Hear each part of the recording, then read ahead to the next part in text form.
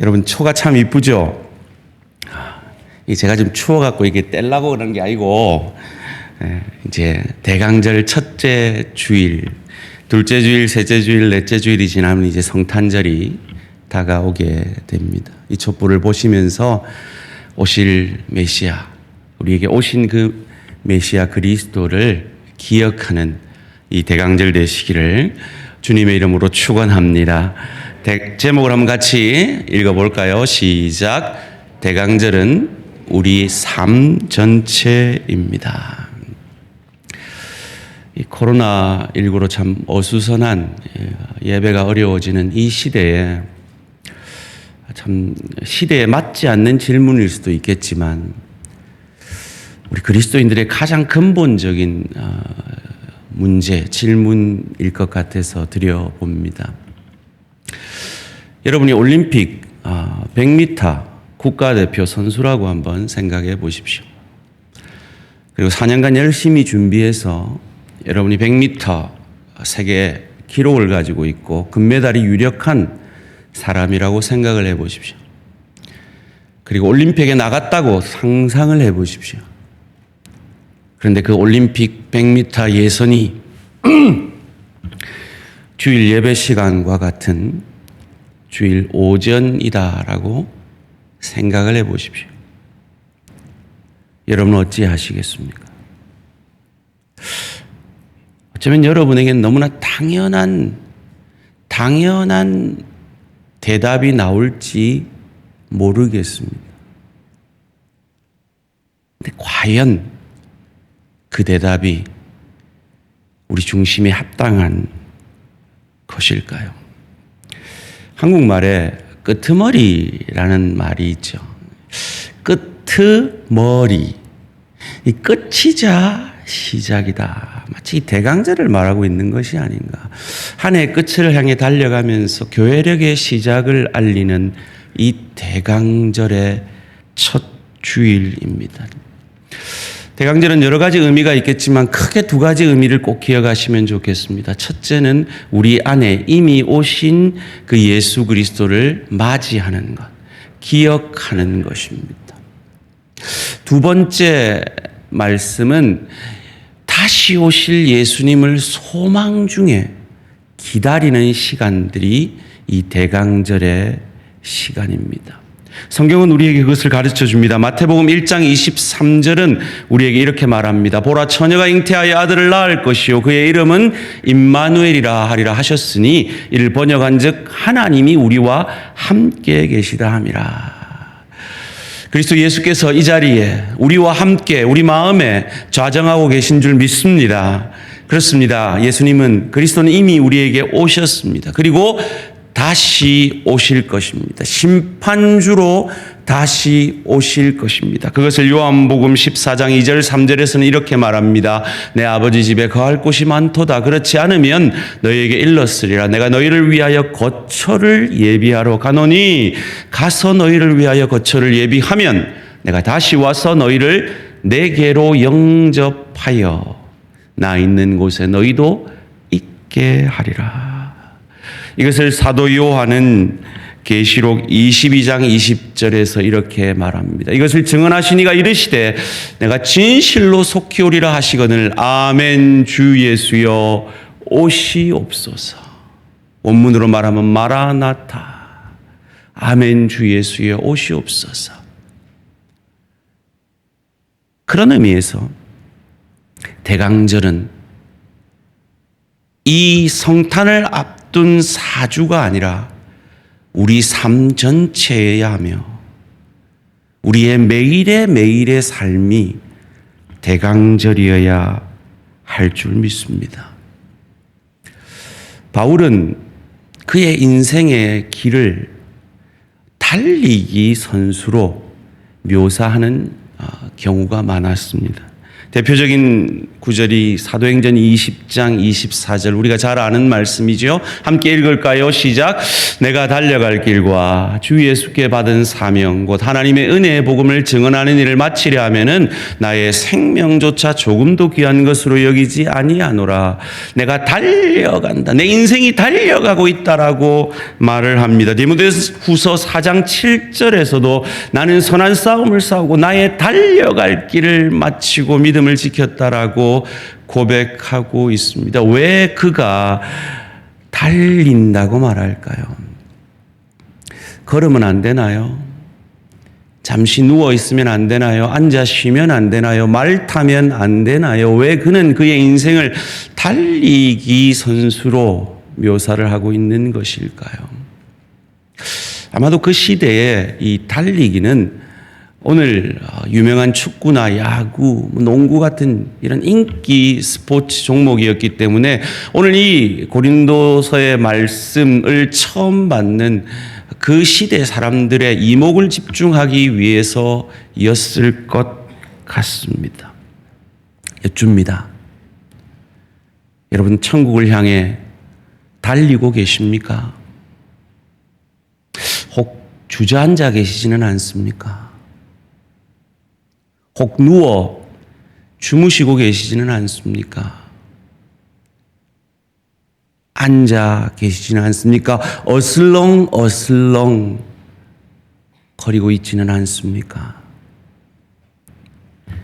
옛적에 유명한 한 작가가 이렇게 고백했죠. 달려라, 달려라, 달려라 하니라고요. 하니만 달리는 것이 아니라 바울은 우리 모든 성도들의 삶이 달리는 삶이어야 한다라고 우리에게 말하고 있습니다. 왜 그래야 합니까? 오늘 제목이 뭐였죠? 대강절이 우리 삶이기 때문입니다. 우리의 매일매일의 삶이 다시 오실 주님을 바라보며 그 천국을 향해 달려가는 인생이며 예수님을 소망 중에 기다리는 인생이기 때문입니다. 대강절이 우리 삶 전체라면 과연 대강절의 삶은 어떤 삶일까요? 오늘 본문은 여러분이 아마 수십 차례 들었던 설교 말씀일 겁니다. 그런데 이 본문을 율법적이고 도덕적이고 윤리적으로 우리는 늘 들어오지 않았나 하는 생각이 들었습니다. 물론 귀한 말씀이죠. 귀한 도전입니다. 그러나 거기서 그치는 것이 아니라 우리는 반드시 모든 성경을 복음적으로 해석해낼 수 있어야 합니다. 그것을 함께 생각해 보기를 원합니다. 대강절은 어떤 삶입니까? 첫째로 대강절의 삶은 영적으로 부지런한 삶이 대강절의 삶입니다. 어느 정도 부지런한 삶입니까? 오늘 본문 24절은 우리에게 이렇게 말합니다. 운동장에서 다름질하는 자들이 다 달릴지라도 오직 상을 받는 사람은 한 사람인 줄을 너희가 알지 못하느냐? 너희도 상을 받도록 이와 같이 다름질하라. 상 받는 한 사람처럼 세상 사람들이 말하는 것처럼 1등만 기억하는 그런 차원이 아니라 세상 사람들이 상을 받으려고 최선을 다하는 그 이상으로 영적으로 부지런하라라고 말하고 있는 것입니다. 우리는 신천지를 쉬이 비난합니다. 그런데 우리 자신에게 묻기를 원합니다. 신천지만큼 우리는 부지런합니까? 우리는 세상의 것을 얻고자 노력하는 저들을 헛것을 추구한다라고 비난합니다. 그런데 우리가 영적인 그 천국의 상급을 얻고자 세상의 것을 얻기 위해 최선을 다하는 그들만큼 우리는 부지런합니까? 오늘 본문은 우리에게 그것을 묻고 있는 듯합니다. 신앙의 삶은 궁극적으로 예수를 닮아가는 삶입니다. 예수님은 부지런했나요? 마가복음 1장 35절 같이 읽겠습니다. 시작. 새벽 아직도 밝기 전에 예수께서 일어나 나아가 한적한 곳으로 가사 거기서 기도하시더니. 참 재밌는 말씀입니다. 새벽에 아직 밝기 전에 예수님께서 나가셨습니다. 그럼 그곳이 한적한 곳일 건데 또 일부러 한적한 곳을 찾아가십니다. 왜였을까요? 세상 사람들이 이미 나와서 부지런히 세상의 것을 얻고자 일하고 있었을 것이기 때문입니다. 그래서 굳이 한적한 곳으로 찾아가셔야 했을 것입니다. 여러분, 새벽기도 오시는 분들은 아시죠? 새벽기도 올 때 우리만 오는 게 아니에요. 정말 사람들 부지런히 살아냅니다. 너희는 그 세상의 그 부지런 그 이상으로 영적으로 부지런하냐라고 우리에게 묻고 있습니다. 제가 세탁소를 방문하면 우리 세탁소 사장님은 제가 이 목사인 줄 알고 자꾸 저를 붙들고 간증을 하세요. 어제 세탁소를 갔더니 또 간증을 하는데 이분이 무슨 간증을 하느냐 하면 자기가 집을 산 얘기, 직장을 신묘막측하게 얻은 얘기 뭐 이런 걸 얘기하면서 결론 한마디를 딱 얘기하는데 제 가슴에 울림이 있어요. 이야, 정말 신기하대요. 새벽 기도는 땅에 떨어지지가 않대요. 10년을 새벽을 깨우니까 하나님이 채워주시더라는 그런 간증을 해요. 돌아오는 길에 제가 생각해 봤어요. 지난 1년 어땠나. 제가 부임하자마자 부임하기도 전에 새벽 기도를 나와서 정말 하나님 이 기도는 꼭 들어주셔야 됩니다. 간절히 눈물 콧물 흘리면서 기도했던 게 있거든요. 돌아보니까 그 기도가 신실히 응답되어 있더라고요. 제가 새벽마다 6층에 올라가서 여러분이 송구 영신 예배 때 제게 주신 그 기도의 제목들을 가지고 기도하고 있는데 이제 연말이 되어 가니까 이게 얼마나 응답받았나라고 이렇게 돌아보는데 아직도 기다리라. 아니다라고 한 응답들도 있지만 많은 응답들이 응답되었음을, 기도의 응답이 되었음을 확인하면서 아이고 내가 참 세탁소 주인만도 못한 그런 믿음의 사람이구나 하는 생각을 하게 되었습니다. 아이고 또 목사님 오늘 새벽기도 나오라고 지금 또 얘기하시는구나. 지금 마음에 부담을 가지실지 모르겠는데 여러분 갑자기 우리 장로님들처럼 권사님들처럼 내가 매일 새벽을 깨우리라 이런 결심하지 마시라고요. 절대로. 근데 이건 가능하지 않을까요? 새벽기도 중에 이런 게 있대요. 월삭 새벽기도. 월삭이 뭔지 아세요? 한 달의 첫날. 다른 날은 내 절대 안 가. 근데 한 달의 첫째 날은 꼭 한번 새벽을 깨야 보리라. 이 정도 결심은 가능하지 않을까요? 마침 이번 주 화요일이 12월 1일이네요. 근데 여러분 2.5단계 가면 여러분 하고 싶어도 못합니다. 그런 날이 옵니다. 성경은 그런 날을 우리를 준비하기 위해 기도하라고 말합니다. 새벽의 기도는 땅에 떨어지지 않더라. 여러분의 입에도 이 간증이 있어지시기를 주님의 이름으로 축원합니다. 또 예수님은 어떻게 부지런히 사셨나요? 마가복음 3장 20절에 이렇게 말하네요. 집에 들어가시니 무리가 다시 모임으로 식사할 겨를도 없는지, 밥 먹을 시간도 없이 영적으로 부지런히 사신 우리 예수님. 마가복음 4장 35절 36절에는 이런 말이 있네요. 그날 저물 때 제자들에게 이르시되 우리가 저편으로 건너가자 하시니 저물 때, 다 저물 때에 피로써 사역에 마감을 하시는. 그런데 가시는 길이 어땠나요? 37절 38절에 큰 광풍이 일어나며 물결이 배에 부딪혀 들어와 배에 가득하게 되었더라.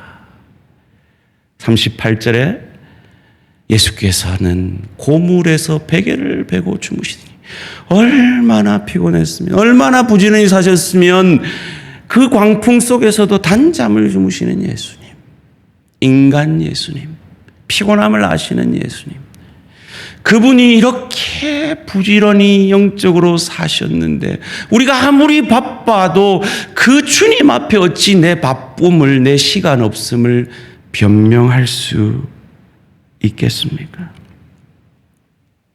신앙의 삶이 예수 믿어 천국 가는 것이 다가 아니라 그 예수 믿어 그 천국 소망을 가지고 예수를 닮아감으로 그 좋은 천국을 누리고 즐길 수 있는 실력의 인격의 그 천국 상급 받으라고 오늘 우리에게도 이 하루의 삶을 연장시켜 주심을 믿는다면 어찌해야 할까요?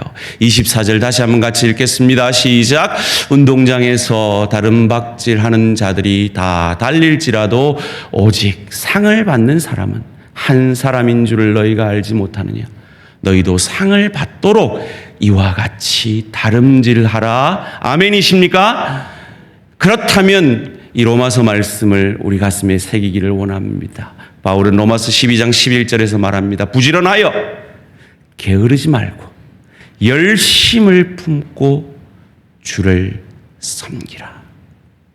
영적으로 부지런하셔서 대강절의 삶을 살아내시는 저와 우리 모든 성도님들 되시기를 주님의 이름으로 축원합니다.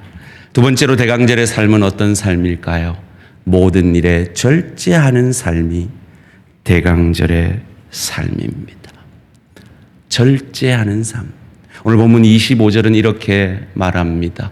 이기기를 다투는 자마다 모든 일에 절제하나니 그들은 썩을 승리자의 관을 얻고자 하되 우리는 썩지 아니할 것을 얻고자 하노라.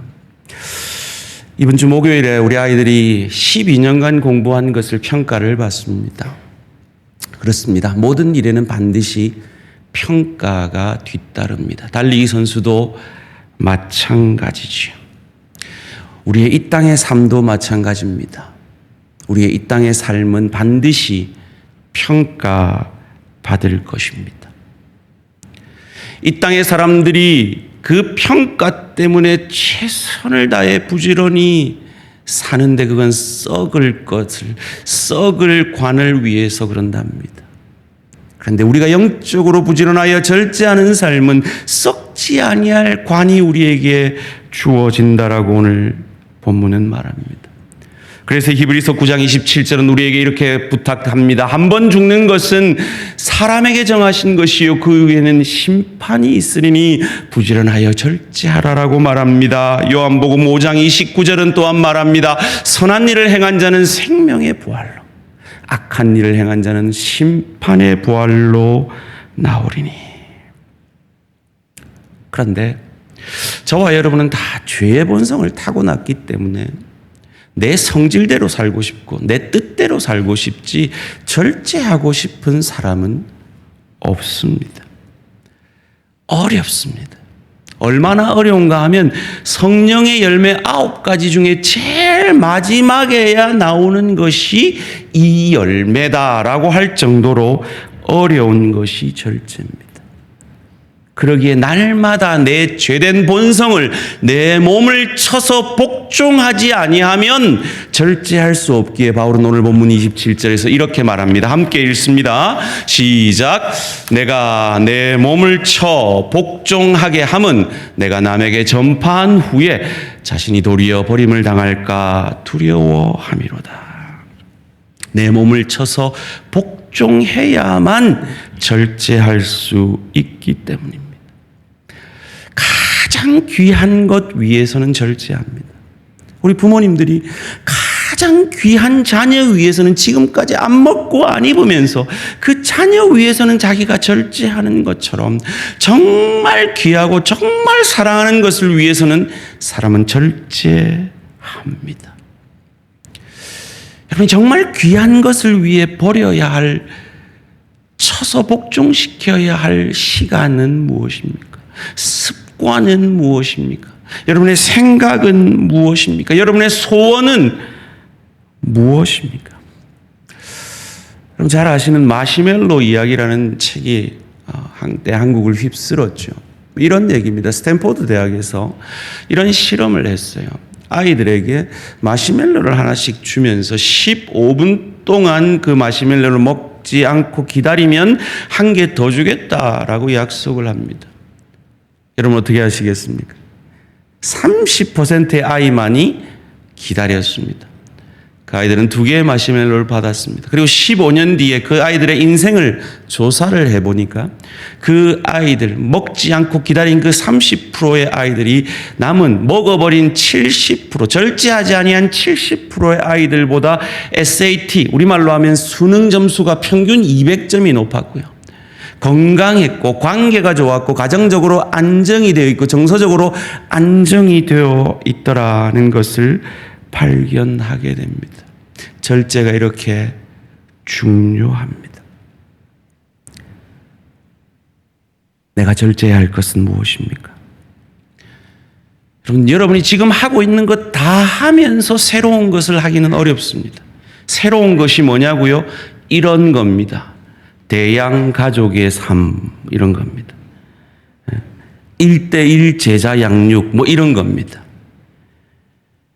여러분 지금 하고 있는 모든 시간들을 다 내 것이라고 하면서 이걸 한다? 불가능합니다. 이걸 하시려면, 이 귀한 걸 하시려면, 이 천국 상급 받는 준비를 하시려면 포기하시는 게 있어야 됩니다. 휴대폰 쓰는 시간을 포기하셔야 돼요. TV 보는 시간을, 잠자는 시간을 내려놓으실 때, 절제하실 때 비로소 대강절의 삶을 여러분 삶 가운데 회복하실 수 있습니다.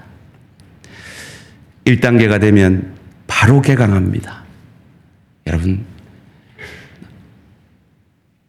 천국상 받으셔야 안 되겠습니까? 그것 위에 제가 여러분 앞에 서 있는 것 아니겠습니까? 그리 어렵지 않습니다. 요절 안 외우셔도 됩니다.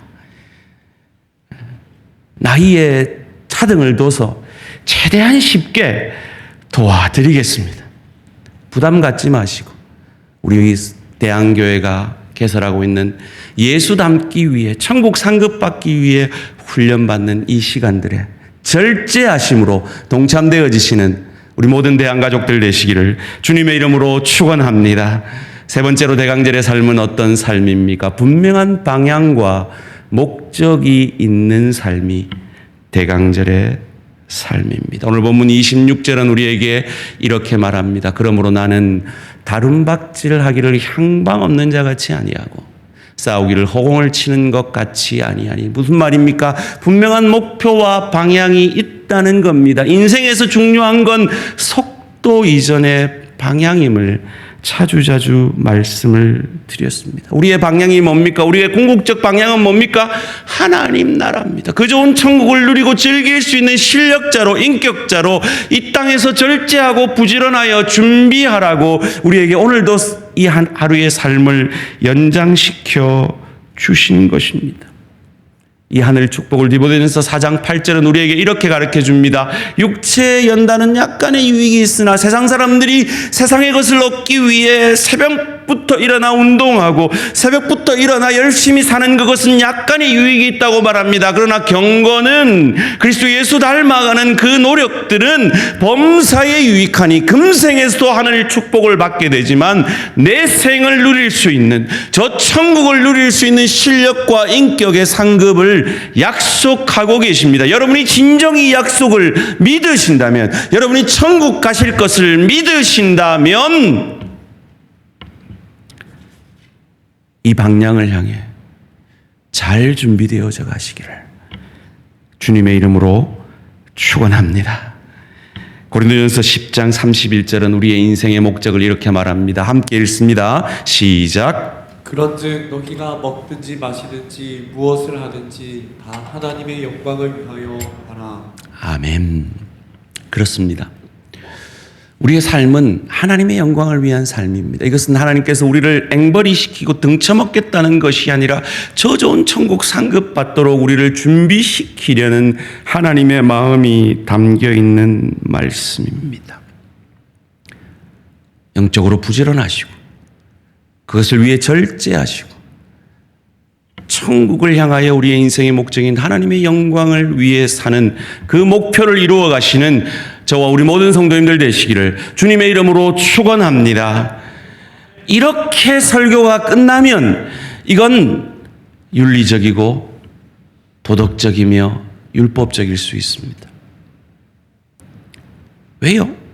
윤리도 이렇게 얘기하잖아요. 도덕도 이렇게 얘기하잖아요. 다른 종교도 이렇게 얘기합니다. 부지런히 살아라. 절제해라. 인생의 목적을 향해서 가라. 오늘 보면 27절 말씀을 같이 읽겠습니다. 27절입니다. 시작.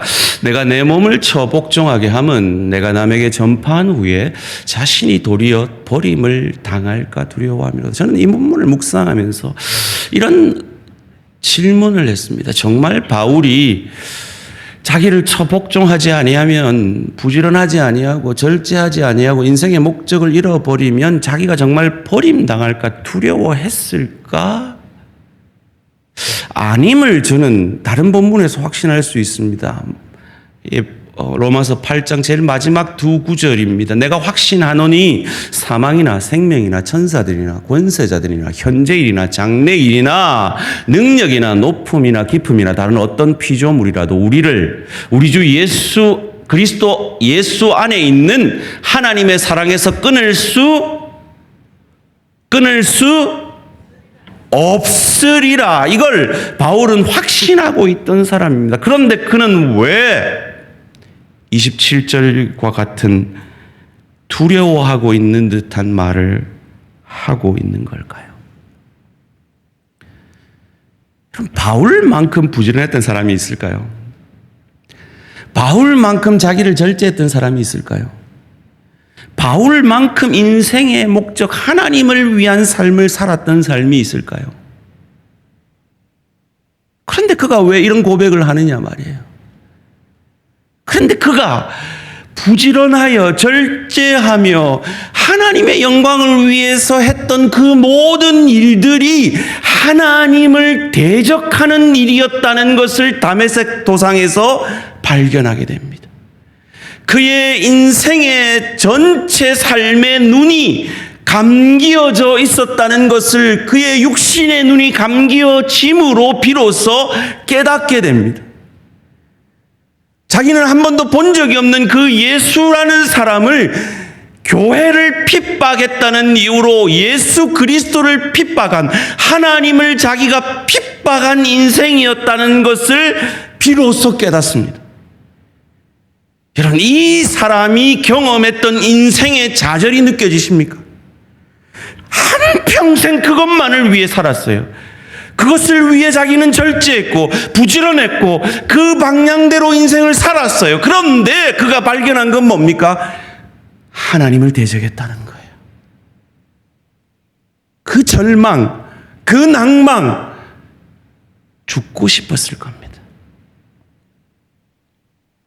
그런 죽어 마땅한, 버림받아 마땅한 그를 부르셔서 사도로 삼아주시고 하나님의 일꾼으로 삼아주시고 그를 구원하여 주신 그 감격과 은혜, 아무리 생각해도 내게 합당치 않은 그 은혜에 대한 두렵고 떨리는 마음의 표현, 나 같은 죄인 살리신 그 은혜에 대한 감격의 표현이 내가 버림을 당해도 마땅함에도 나를 버리지 아니하시고 일꾼 삼아 주신 그 하나님의 사랑에 대한 감격의 표현이 오늘 27절 말씀의 표현이라는 것입니다.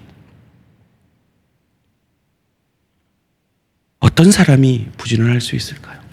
어떤 사람이 주를 위해 절제할 수 있을까요? 어떤 사람이 하나님의 영광이라는 이 인생의 목적 향해 나아갈 수 있을까요? 윤리, 도덕, 종교가 아니라 나 같은 죄인 살리신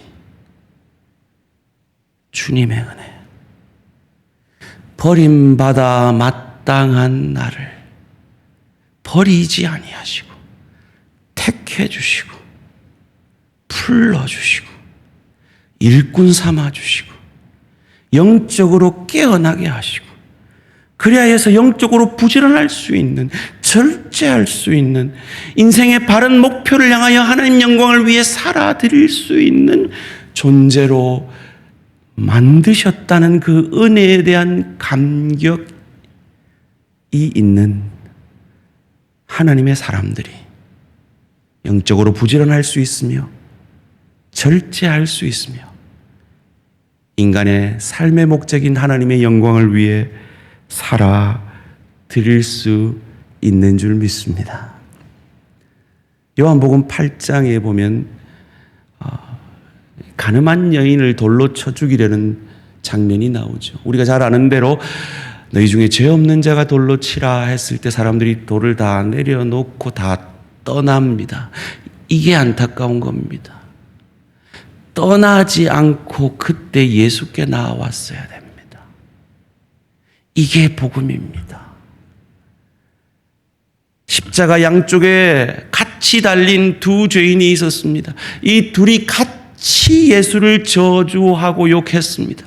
그런데 어느 순간 그중 한 강도가, 보통 사람들이 우편 강도라고 하는데요, 아닙니다. 우편인지 좌편인지 성경에는 없어요. 그저 한 강도가 회개를 합니다. 주님 나라가 임할 때 나와 함께 해달라고. 그때 네가 낙원에 있으리라 구원받습니다. 무슨 뻔치로요? 몇 분 전에 저주해놓고 무슨 염치로요? 아니요. 그래도 구원을 구할 수 있는 것이 우리 주님입니다. 그걸 바울은 알았어요. 그걸 바울이 믿었어요. 그것을 믿는 우리 모든 대한 가족들 되시기를 주님의 이름으로 축원합니다. 아브라함이 잘한 게 뭐가 있습니까? 아내를 2번이나 팔아먹고 가나안 땅에 있으려는데 애굽으로 도망가고 세상에 눈이 멀어 애굽으로 가버리고 잘한 게 뭐가 있어요? 그가 잘한 건 마지막에 이삭 바친 그 완성의 모습뿐입니다. 과정은 엉망이었어요. 누구처럼요? 우리처럼요. 그런데 하나님은 아브라함을 믿음의 사람으로 여겨 주셨습니다. 그 하나님이 저와 여러분이 믿는 하나님이십니다. 넘어졌을 수 있습니다. 주저앉아 계실 수 있습니다. 어슬렁거리고 계실지도 모르겠습니다. 다시 나오시면 됩니다. 다시 일어서시면 됩니다. 다시 이전의 열심을 회복하시면 됩니다. 그런 하나님의 사람들에게 바울이 믿었던 이 약속이 믿겨지기를 원합니다. 디모데후서 4장 8절입니다. 함께 읽습니다. 시작. 이제후로는 나를 위하여 의의 면류관이 예비되었으므로 주 곧 의로우신 재판장이 그날에 내게 주실 것이며 내게만 아니라 주의 나타나심을 사모하는 모든 자에게는, 다른 말로 하면 대강절의 삶을 살아내는 모든 사람에게니라. 고린도전서 15장 58절도 함께 읽습니다. 시작.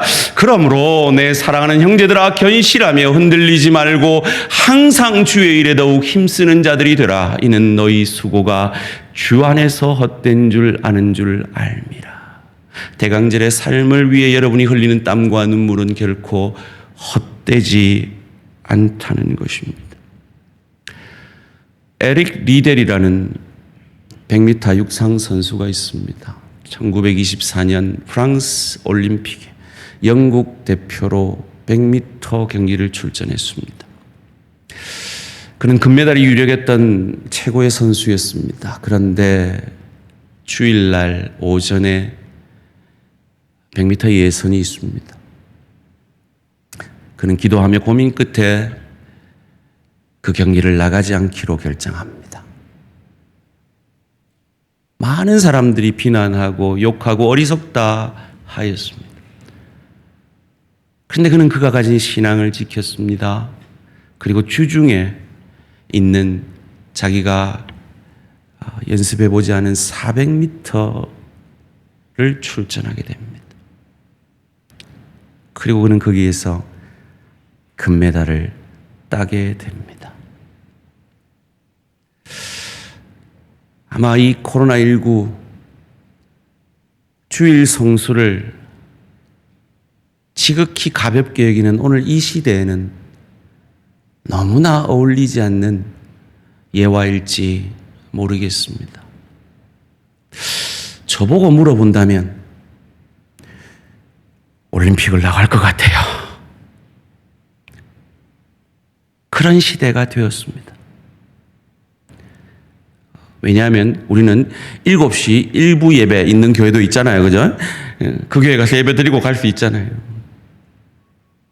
근데 저는 에릭 리델의 이 이야기가 참 가슴에 울림이 되었습니다. 왜요? 그가 대강절의 삶을 살았기 때문입니다. 다시 오실 메시아, 그 앞에 부끄럽지 않은 부지런한 절제하는 인생의 목적을 놓치지 않으려 몸부림쳤기 때문입니다. 그가 금메달을 받지 않았으면 가치가 없었을까요? 아니요. 그가 금메달을 따지 않아도 하나님 앞에서는 동일한 상을 받았을 겁니다. 왜요? 그가 대강절의 삶을 살아내었기 때문입니다. 이것을 주제로 Chariot of Fire, 불의 전차라는 영화가 만들어졌습니다. 기회 있으신 분들 꼭 보시기를 추천드립니다. 기억하십시다. 우리는 대강절의 삶을 살아내고 있습니다. 우리의 삶은 대강절의 삶입니다. 오신 메시아를 주로 모시고 다시 오실 메시아 그리스도를 기다리는 삶, 그 삶인 반드시 우리에게 그 수고가 헛되지 않은 줄 확인시켜 줄 것입니다. 이 믿음의 걸음을, 아니 이 믿음에 달려가는 달리기 선수로 더욱 아름답게 서가는 우리 모든 대한가족들 되시기를 주님의 이름으로 축원합니다.